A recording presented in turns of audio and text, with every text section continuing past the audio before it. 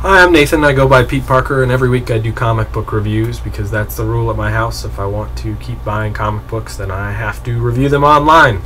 So this review is going to be for The Mighty Thor number 3.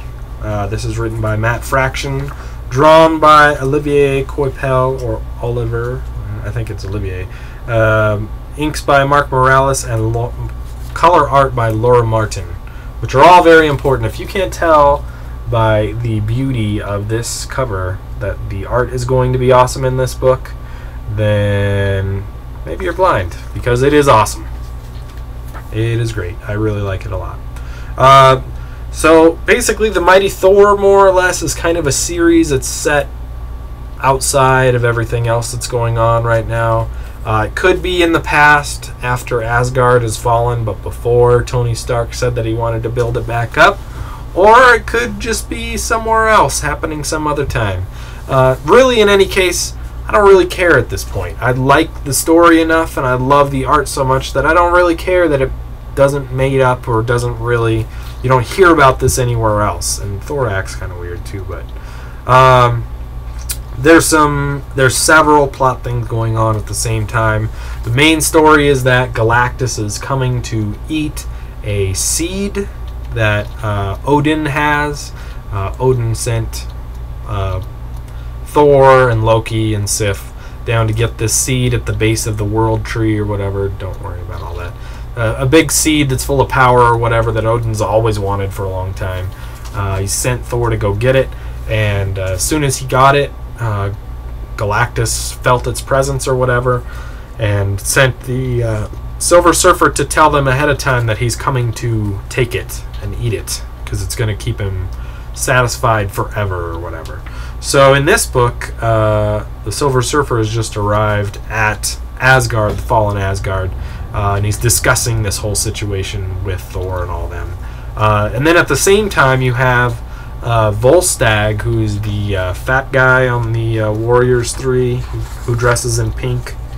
If that's not descriptor enough, then that's kind of what he looks like right there with the big beard. You may have recognized him from the movie. He wasn't quite as fat in the movie, which is interesting. But he basically goes into town ready to cook some breakfast for people, specifically deer omelets and blood sausage, which is interesting. That's what apparently he enjoys eating a lot and wants to give to other people.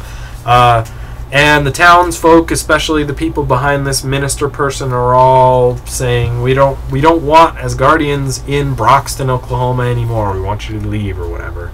So he gets all sad and trods off or whatever. He actually only says, you know, so be it your loss here, and treads away kind of sad. But then, like, when you see him again, he's all mad. He's declaring war on Broxton or whatever. And he goes back home to Asgard to try to tell his friends. And his friends are like, yeah. We got other stuff to do, this whole Galactus thing. We're going to go attack him or whatever. They send him away. And so he's basically going to attack or fight Broxton all on his own. But in the interim, when... before the whole thing about Galactus arriving comes up, you get some really awesome artwork between Thor and the Silver Surfer. And you would think that an interaction between these two super powerful characters could come off pretty cheesy, because the Silver Surfer, more or less, tends to come off as cheesy. I don't know if it's the space aspect or what, but this is all really well done. Not only is the fight well done, but the talking back and forth is really well done, and the fact that Odin stops them both from fighting, basically. Check out that one of Thor. A little bit of blood there. It looks awesome. I mean, this art is great. Even with all the motion lines or whatever all over the place, it's still really cool. I actually even like it for the board, because it shows where the board goes, and it shows how fast everything, or that part is. But I guess not. Hey, there's the world seed if you wanted to see the world seed, or whatever it is. Some kind of seed. Silver Surfer describes it as being as before the entire universe was made, and it'll exist when the next universe is made. And then Odin says it's all BS. It's actually what will create the next Galactus in the next world after this one's all destroyed. And Galactus doesn't want to there to be anybody else but him doing what he wants. He wants to live forever. He doesn't want to die or whatever. So that's why he wants the seed. So, kind of egotistically, the Asgardians instead suit up in this space armor. Their Asgardian space armor to go fight Galactus, which is kind of funny. And then there's another small little plot line in here where Loki sneaks into Sif's bedroom to clip some of her hair with fancy scissors, of course. And she gets all mad and stands up in her bedroom with almost nothing on and threatens him. But he's pretty much a harmless kid at this point or whatever, and they pay no attention to him. She's like, I'm going to kill that kid. And Thor's like, why? And she's like, do you care? And he's like, no, not really. So that's pretty funny. This space armor is kind of funny and kind of silly at the same time. And then another awesome panel in a series of awesome panels in this book is when Silver Surfer goes back to Galactus to tell him, well, I told him that you were coming, and they don't seem to care, and they, just told me to leave or whatever and tell you that you're lying or whatever. And then it turns out that when he's telling him this, Galactus is actually popping a squat on the moon next to the flag and the little rover. Now, I would think that you could see that from Earth if you were on the dark side of the Earth and you saw the moon or whatever. You'd see a big dude sitting up there. Well, maybe not. Who knows? So, this book is awesome. I don't care about continuity. I don't care if it fits in with anything else. They can do whatever they want. They can blow up on it. I don't care. It looks great, and it's cool to read, and it's got cool characters interacting together.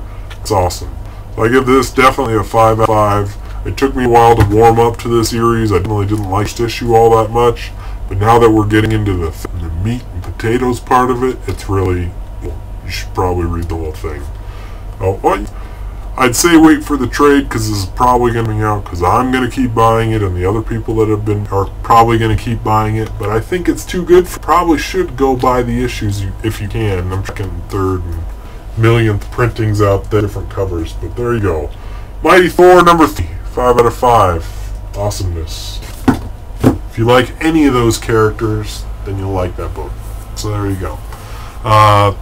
If you want to check out the rest of my reviews, Spidey207 on YouTube and Peteparker elsewhere. Otherwise, leave me comments, leave me messages, let me know what you think. Let me know if there's any questions I can answer for you, or if you think I'm full of crap. That's fine too. Otherwise, thanks for listening, and we'll talk to you next time.